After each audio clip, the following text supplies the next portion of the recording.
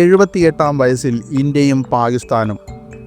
ഇസ്ലാമാബാദ് തളരുമ്പോൾ ന്യൂഡൽഹി തിളങ്ങുന്നു.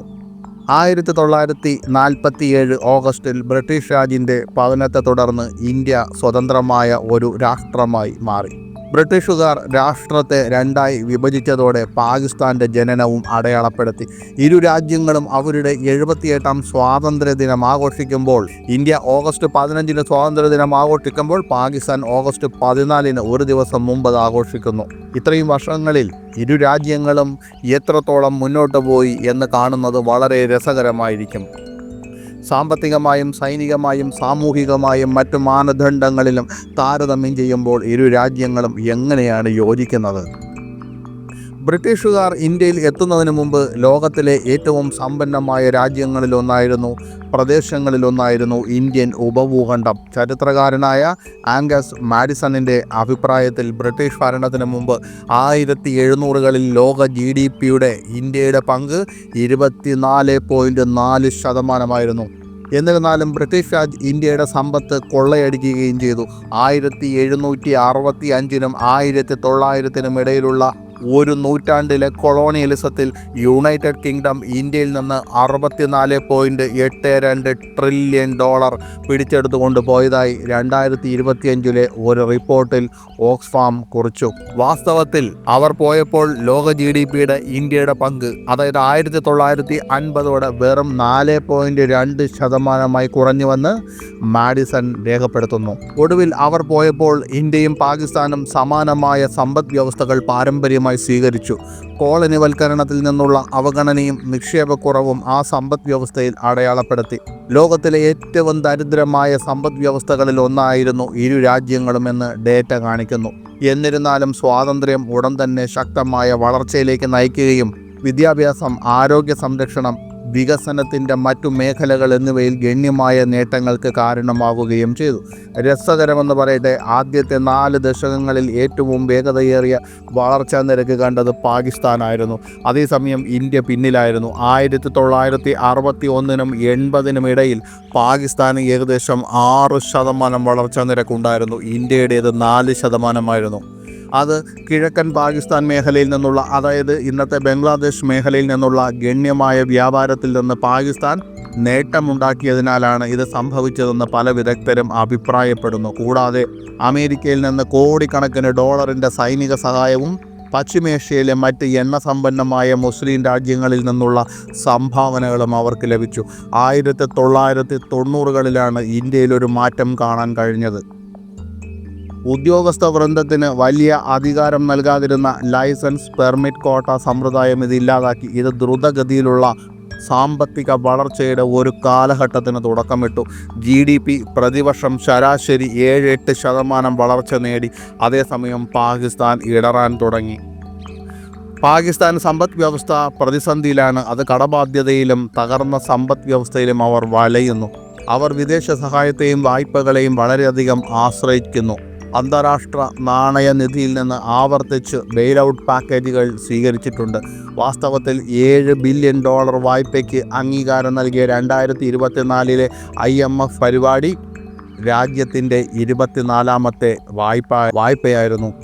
ഇന്ന് എല്ലാ സാമ്പത്തിക പാരാമീറ്ററുകളിലും ഇന്ത്യ പാകിസ്ഥാനെ മറികടക്കുന്നു. വാങ്ങൽ ശേഷിയിൽ പ്രതിശീർഷ വരുമാനം ചിന്തിക്കുക. 2023 $5,439 പാകിസ്ഥാൻ്റെ പ്രതിശീർഷ വരുമാനം ഇന്ത്യയുടെ പകുതിയോളം മാത്രമാണ്. വ്യാപാരത്തിൻ്റെ കാര്യത്തിലും ഇന്ത്യ മികച്ച പ്രകടനം കാഴ്ചവെക്കുന്നു. ഇന്ത്യയുടെ മൊത്തത്തിലുള്ള വ്യാപാരം, കയറ്റുമതി, ഇറക്കുമതി എന്നിവ 2023 പാകിസ്ഥാനേക്കാൾ 17 മടങ്ങ് കൂടുതലായിരുന്നു. ഇന്ത്യക്കും പാകിസ്ഥാനും ഇടയിലുള്ള മറ്റൊരു വ്യക്തമായ സാമ്പത്തിക ഘടകം വിദേശ കരുതൽ ശേഖരമാണ്. നിലവിൽ ഇന്ത്യയുടെ വിദേശ നാണ്യ കരുതൽ ശേഖരം $688 ബില്യൺ കൂടുതലാണ്. അതേസമയം പാകിസ്ഥാൻ്റേത് വെറും $15 ബില്യൺ താഴെ മാത്രം.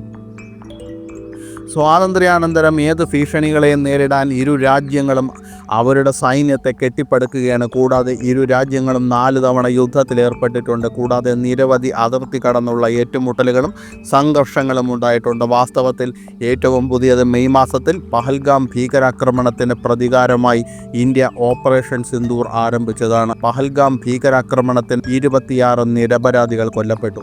രണ്ടു രാജ്യങ്ങളും തമ്മിൽ എണ്ണത്തിൽ കാര്യമായ വ്യത്യാസമുണ്ടെന്ന് പ്രതിരോധ വിദഗ്ധർ അഭിപ്രായപ്പെടുന്നു.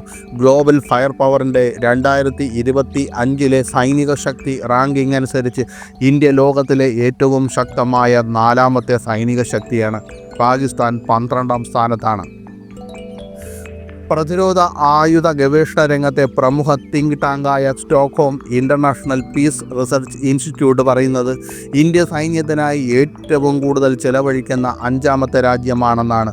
2024 ഇന്ത്യ സൈന്യത്തിനായി $86 ബില്യൺ ചിലവഴിച്ചു. അതായത് മൊത്ത ആഭ്യന്തര ഉൽപ്പാദനത്തിൻ്റെ 2.3%. അതേസമയം പാകിസ്ഥാൻ 2024 സൈന്യത്തിനായി $10.2 ബില്യൺ മാത്രമാണ് ചിലവഴിച്ചത്. അതായത് അവരുടെ GDPയുടെ 2.7. മനുഷ്യശക്തിയുടെ കാര്യത്തിൽ ഇന്ത്യ പാകിസ്ഥാനേക്കാൾ വളരെ മുന്നിലാണ്. ഏകദേശം 1.46 ദശലക്ഷം സജീവ സൈനികരെയും 1.15 ദശലക്ഷം കരുതൽ ശേഖരത്തെയും 2.5 ദശലക്ഷം അർദ്ധ സൈനിക സേനാംഗങ്ങളെയും ഇന്ത്യ വിന്യസിക്കുന്നു. ഇതിനു വിപരീതമായി പാകിസ്ഥാൻ 6,54,000 സജീവ സൈനികരെയും ഏകദേശം 5 ലക്ഷത്തോളം അർദ്ധ സൈനികരെയും മറ്റൊരു കണക്കനുസരിച്ച് 2,91,000 അർദ്ധ സൈനിക പോലീസിനെയും നിലനിർത്തുന്നു. യന്ത്രവൽകൃത യുദ്ധ പ്ലാറ്റ്ഫോമുകളിലും ഇന്ത്യക്ക് കാര്യമായ മുൻതൂക്കമുണ്ട്. ഇന്ത്യയുടെ കരസേന ആയുധ ശേഖരത്തിൽ 4,201 ടാങ്കുകൾ, പ്രത്യേകിച്ച് T-90 ഭീഷ്മ, ആഭ്യന്തരമായി വികസിപ്പിച്ചെടുത്ത അർജുൻ സീരീസ്, കൂടാതെ 1,48,000-ത്തിലധികം കവചിത വാഹനങ്ങളും ഉൾപ്പെടുന്നു. പാകിസ്ഥാൻ്റെ എണ്ണത്തിൻ്റെ ഏകദേശം 3 ഇരട്ടി. ആകാശത്തും ഇന്ത്യ മുൻതൂക്കം പിടിക്കുന്നു. ഇന്ത്യയുടെ വ്യോമസേന വലുതും മിക്ക പാരാമീറ്ററുകളിലും മികച്ച രീതിയിൽ സജ്ജീകരിച്ചതുമാണ്. സുഹോയ് 30 MKI, റാഫേൽ, തദ്ദേശീയമായി വികസിപ്പിച്ച തേജസ് യുദ്ധവിമാനങ്ങൾ തുടങ്ങി 513 യുദ്ധവിമാനങ്ങൾ ഉൾപ്പെടെ ആകെ 2,229 വിമാനങ്ങൾ ഇന്ത്യൻ വ്യോമസേന പ്രവർത്തിപ്പിക്കുന്നു. ആക്രമണ യൂട്ടിലിറ്റി വകഭേദങ്ങൾ ഉൾപ്പെടെ 899 ഹെലികോപ്റ്ററുകളും 6 ആകാശത്ത് വച്ച് ഇന്ധനം നിറയ്ക്കുന്ന ടാങ്കറുകളും ഇന്ത്യൻ വ്യോമസേനയ്ക്ക് ഉണ്ട്. എന്നാൽ പാകിസ്ഥാന് 1,399 വിമാനങ്ങളുണ്ട്. അതിൽ 328 യുദ്ധവിമാനങ്ങൾ, പ്രധാനമായും F-16, JF-17 ടണ്ടർ എന്നിവ ഉൾപ്പെടുന്നു. കൂടാതെ 373 ഹെലികോപ്റ്ററുകളുമുണ്ട്. പാകിസ്ഥാന് 4 ഏരിയൽ ടാങ്കറുകളുണ്ട്. ഇരു രാജ്യങ്ങളും ആണവായുധങ്ങൾ കൈവശം വെച്ചിട്ടുണ്ട്. പാകിസ്ഥാൻ്റെ 170 ആണവായുധവുമായി താരതമ്യപ്പെടുത്തുമ്പോൾ ഇന്ത്യക്ക് 180 ആണവായുധങ്ങൾ ഇപ്പോഴുണ്ട്. ഇതിനു മുമ്പുള്ള കുറേ കാലം പാകിസ്ഥാൻ ആണവായുധത്തിൻ്റെ കാര്യത്തിൽ മുന്നിലായിരുന്നു. ആണവായുധം ആവശ്യത്തിന് ഉപയോഗിക്കാൻ വേണ്ടിയല്ല നിർമ്മിക്കുന്നത്, അതൊരു പ്രതിരോധത്തിന് വേണ്ടിയാണ്. അതുകൊണ്ട് തന്നെ ഇന്ത്യക്ക് എത്ര ആണവായുധം വേണമെങ്കിലും നിർമ്മിക്കാൻ യാതൊരു പ്രയാസവുമില്ല. എന്നതുകൊണ്ട് തന്നെ ആണവായുധത്തിൻ്റെ എണ്ണത്തിൽ രാജ്യം ശ്രദ്ധിച്ചിരുന്നില്ലെങ്കിലും ഇപ്പോൾ ഇന്ത്യ ആണവായുധത്തിൻ്റെ എണ്ണത്തിലും പാകിസ്ഥാനേക്കാൾ കൂടുതലായി വികസിപ്പിച്ചിട്ടുണ്ട്. ഇന്ത്യയുടെ നയം ആദ്യം ഉപയോഗിക്കരുത് എന്ന പ്രഖ്യാപിത സിദ്ധാന്തമാണെങ്കിൽ ആവശ്യമെങ്കിൽ ആണവയുദ്ധമെന്ന ഭീഷണി പാകിസ്ഥാൻ എന്നും നിലനിർത്തുന്നു. സ്വാതന്ത്ര്യത്തിന് ശേഷം ഇന്ത്യയും പാകിസ്ഥാനും ജനാധിപത്യം സ്വീകരിച്ചു. 1951 ഒക്ടോബർ 25-നും 1952 ഫെബ്രുവരി 21-നും ഇടയിൽ ന്യൂഡൽഹി ആദ്യത്തെ ഇലക്ഷൻ നടത്തി. താരതമ്യപ്പെടുത്തുമ്പോൾ പാകിസ്ഥാൻ ആദ്യത്തെ തെരഞ്ഞെടുപ്പ് നടത്തിയത് വളരെ വൈകിയാണ്. 1965 യുദ്ധത്തിൽ ഇന്ത്യയോട് പരാജയപ്പെട്ടതിനെ തുടർന്ന് പശ്ചിമ പാകിസ്ഥാനിലെ അസ്വസ്ഥതകൾ, കിഴക്കൻ പാകിസ്ഥാനിൽ ബംഗാളി ദേശീയതയുടെ ഉയർച്ച എന്നിവയ്ക്ക് ശേഷം 1970-ലാണ് അവർ ഇലക്ഷൻ നടത്തിയത്.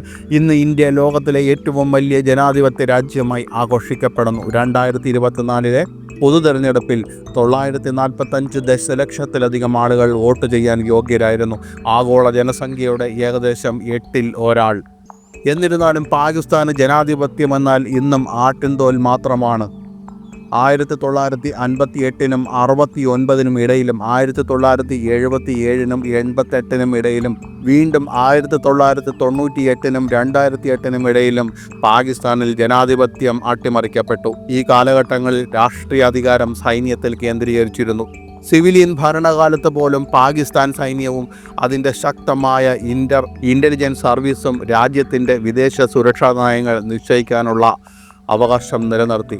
പാകിസ്ഥാൻ സൈനിക മേധാവി അസിം മുനീർ സ്വയം ഫീൽഡ് മാർഷൽ സ്ഥാനത്തേക്ക് ഉയർത്തുകയും അതിനുശേഷം അമേരിക്കൻ പ്രസിഡന്റ് ഡൊണാൾഡ് ട്രംപുമായി കൂടുതൽ അടുത്ത ബന്ധം സ്ഥാപിക്കുകയും ചെയ്തതോടെ ഇന്നും ഒരു സൈനിക അട്ടിമറി സാധ്യതയുണ്ടെന്ന അഭ്യൂഹങ്ങൾ പരക്കുന്നു. ഇന്ത്യയും പാകിസ്ഥാനിലും ലിംഗ അസമത്വം വലിയൊരു പ്രശ്നമായി തുടരുന്നു. എന്നിരുന്നാലും താരതമ്യത്തിൻ്റെ കാര്യത്തിൽ ഇന്ത്യ വളരെ മുന്നിലാണ്. ലോക സാമ്പത്തിക ഫോറത്തിൻ്റെ ആഗോള ലിംഗവ്യത്യാസം റിപ്പോർട്ടിൽ ഇന്ത്യ 131-ം സ്ഥാനത്താണ്. മുൻവർഷത്തേക്കാൾ ഒന്ന് താഴ്ന്നു. എന്നാൽ പാകിസ്ഥാൻ 148-ം സ്ഥാനത്താണ്. ഇന്ത്യയും പാകിസ്ഥാനും ഇനിയും ഒരുപാട് മുന്നോട്ട് പോകേണ്ട മറ്റൊരു വശമാണ് ലിംഗാധിഷ്ഠിത അക്രമം. 2024 പാകിസ്ഥാനിലുടനീളം 24,000-ത്തിലധികം തട്ടിക്കൊണ്ടുപോകലുകളും മറ്റും റിപ്പോർട്ട് ചെയ്യപ്പെട്ടു. ഇത് ലിംഗാധിഷ്ഠിത അക്രമങ്ങളിൽ ഏറ്റവും കൂടുതൽ റിപ്പോർട്ട് ചെയ്ത കാലമാണ്. ശരാശരി പ്രതിദിനം 67 കേസുകൾ റിപ്പോർട്ട് ചെയ്യപ്പെട്ടു. എന്നാൽ ഇത്തരം കേസുകളിൽ ശിക്ഷാ നിരക്ക് 0.1% മാത്രമാണ്. കൂടാതെ SSDO റിപ്പോർട്ട് അനുസരിച്ച് 2024 പാകിസ്ഥാനിലുടനീളം 2000-ത്തിലധികം ഗാർഹിക പീഡന കേസുകളും 500-ലധികം ദുരഭിമാന കൊലകളും 5000-ത്തിലധികം ബലാത്സംഗ കേസുകളും റിപ്പോർട്ട് ചെയ്യപ്പെട്ടിട്ടുണ്ട്. ഈ കുറ്റകൃത്യങ്ങളിൽ ഓരോന്നും ശിക്ഷാ നിരക്ക് 2%-ൽ താഴെയാണ്. ഇന്ത്യയുടെ കാര്യമോ? ഔദ്യോഗിക കണക്കുകൾ പ്രകാരം 2022 ഏകദേശം 45,000 ബലാത്സംഗ കേസുകൾ അന്വേഷിച്ചു. എന്നാൽ വിചാരണയ്ക്ക് പോയ കേസുകളിൽ 5000-ത്തിലധികം കേസുകളിൽ മാത്രം ശിക്ഷിക്കപ്പെട്ടു. 2023 George town institute for women piece and security വനിതകളുടെ പ്രാതിനിധ്യം, നീതി, സുരക്ഷ എന്നിവയെക്കുറിച്ചുള്ള വാർഷിക സൂചികയിൽ 177 രാജ്യങ്ങളിൽ ഇന്ത്യയെ 128-ം സ്ഥാനത്താണ് റാങ്ക് ചെയ്തത്. ഇതേ പട്ടികയിൽ പാകിസ്ഥാൻ 158-ം സ്ഥാനത്താണ്. ഇന്ത്യയും പാകിസ്ഥാനും കളിക്കളത്തിന് പുറത്ത് മാത്രമല്ല കളിക്കളത്തിലും എതിരാളികളാണ്. വാസ്തവത്തിൽ ഇന്ത്യ പാകിസ്ഥാൻ കായിക മത്സരങ്ങൾ മറ്റേതൊരു കായിക ഇനങ്ങളിൽ നിന്നും വ്യത്യസ്തമാണ്. ഏതൊരു കായിക ഇനത്തിൻ്റെയും കാര്യത്തിൽ, പ്രത്യേകിച്ച് ക്രിക്കറ്റിൻ്റെ കാര്യത്തിൽ, ഇന്ത്യ പാകിസ്ഥാൻ ഏറ്റുമുട്ടലുകൾ ആത്യന്തിക കായിക കാഴ്ചയായി മാറുന്നു. ഫെബ്രുവരിയിൽ ചാമ്പ്യൻസ് ട്രോഫിക്കിടെ ഇന്ത്യയും പാകിസ്ഥാനും അവസാനമായി ഒരു ക്രിക്കറ്റ് മത്സരത്തിൽ ഏറ്റുമുട്ടിയത് പുതിയ ടെലിവിഷൻ വ്യൂവർഷിപ്പ് റെക്കോർഡുകൾ സൃഷ്ടിച്ചു. ദുബായിൽ നടന്ന മത്സരം അഭൂതപൂർവമായ കാഴ്ചക്കാരെ നേടി. 20.6 കോടി കാഴ്ചക്കാർ TV-യിൽ ആ മത്സരം കണ്ടു. ലോകകപ്പ് മത്സരങ്ങൾ ഒഴികെ ബ്രോഡ്കാസ്റ്റ് ഓഡിയൻസ് റിസർച്ച് കൗൺസിൽ ചരിത്രത്തിൽ ഏറ്റവും കൂടുതൽ ആളുകൾ കണ്ട രണ്ടാമത്തെ ക്രിക്കറ്റ് മത്സരമായി ഇത് മാറി.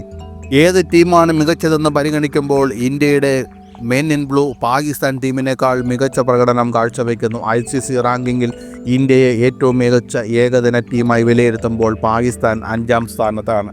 ക്രിക്കറ്റിന് പുറമെ കായിക രംഗത്തും ഇന്ത്യ പാകിസ്ഥാനേക്കാൾ മുന്നിലാണ്. ഒളിമ്പിക്സിൽ ഇന്ത്യ 41 മെഡലുകൾ നേടിയിട്ടുണ്ട്. 1900 പാരീസിൽ നോർമൻ പ്രിച്ചാർഡ് ഇരട്ട വെള്ളി മെഡൽ നേടി ഇന്ത്യയുടെ അക്കൗണ്ട് തുറന്നു. 4 സ്വർണവും 3 വെള്ളിയും 4 വെങ്കലവും അടക്കം പാകിസ്ഥാൻ്റെ ആകെ മെഡൽ നേട്ടം 11ആണ്. മൊത്തത്തിൽ ഇരട്ടകളായ ഇന്ത്യയും പാകിസ്ഥാനും രാഷ്ട്രീയവും സാമ്പത്തികവുമായ വ്യത്യസ്ത പാതകൾ പട്ടികപ്പെടുത്തിയിട്ടുണ്ടെന്ന് തോന്നുന്നു.